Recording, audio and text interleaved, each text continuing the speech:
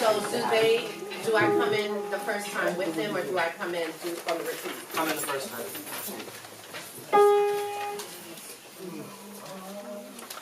One, and two, and. This choir was not a choir before 6:30 on Friday night, and won't be a choir after about 5:30 today. Hallelujah. Ready, sing. Oh, God, Moses,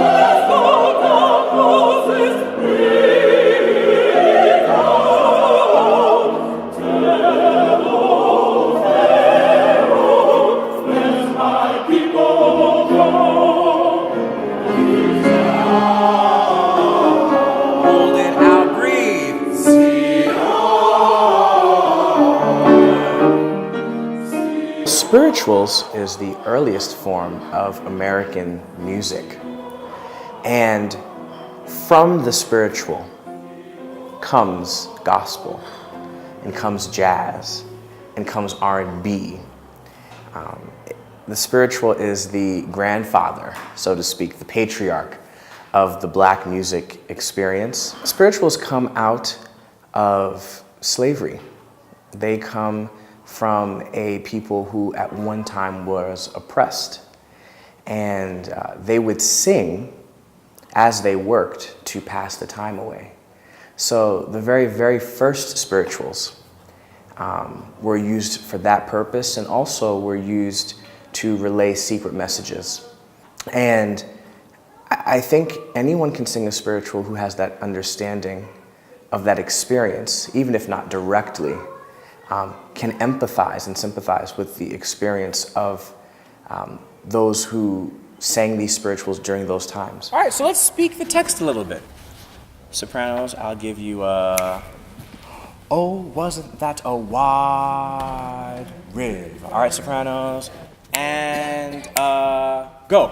Oh, wasn't it a wide river, that river of Jordan? Lord, one river, one more river. We are presenting a symposium on the African American spiritual. It's a 3-day event, whereas we introduce to some and to others reintroduce and practice the African American spiritual. As African Americans, we are constantly reinventing ourselves. We are amazingly creative people. If you take certain aspects of our culture away from us in one way, we reinvent it. We think up something else to do with it, you see. But as we go to our new things, constantly reinventing ourselves, it's important that you know the context out of which all of this stuff comes. And to be proud of it. See, that's the important thing. I mean, we must have pride in the fact that we are these wonderful, creative people.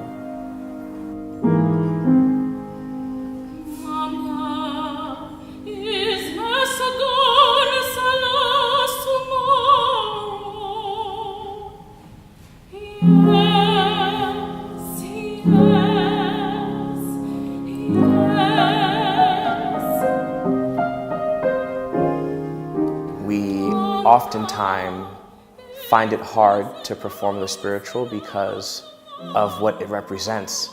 To an extent, it represents the parts of us that we don't wish to admit exist, the parts of us that we don't like, the parts of us that we want to suppress and forget.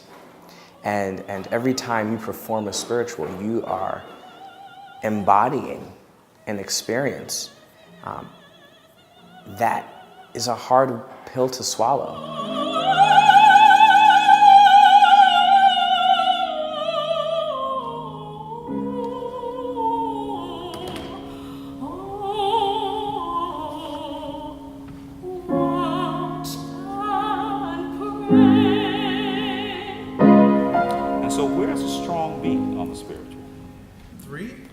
On 1 and 3, I want you to walk. Let's walk down this aisle.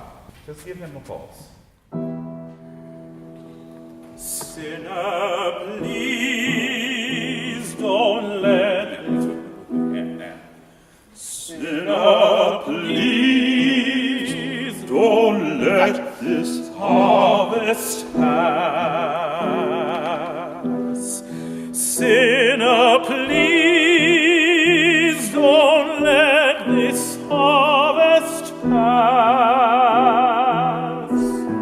Sinner, please. Spirituals, I feel like my soul feels the words. Even though like your soul should feel every word that you sing, and it should come from a very honest place, but I feel like a deeper part of my soul feels what I sing because I feel like it's honest and it aligns with my religious background and my cultural history. Sinner, please don't let this harvest pass. You don't have to accent it, you just have to feel it. Sinner, The formalization of the spiritual is enhanced in many ways by the training of the voice, which is sometimes what we see or consider to be different about how spirituals sound now versus how they sounded then.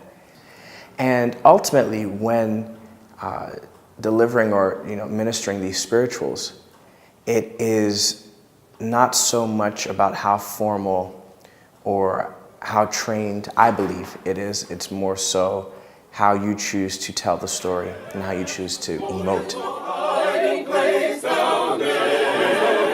oh, I went to rock to hide my face, to rock right out, no hiding place, there's no hiding place down there, no place down there. Oh, rock right, I'm burning too, I'm burning too. Oh, rock right, I'm burning too, I'm burning too. Oh, rock right out, I'm burning. When we thought of how we might commemorate Harlem, what is coming up upon the centennial of the Harlem Renaissance, we thought of Hall Johnson and his contribution in the early 1900s. His work was among the first in a line of many that set the precedent for concert spirituals, spirituals done in performance, and spirituals done by large groups of people.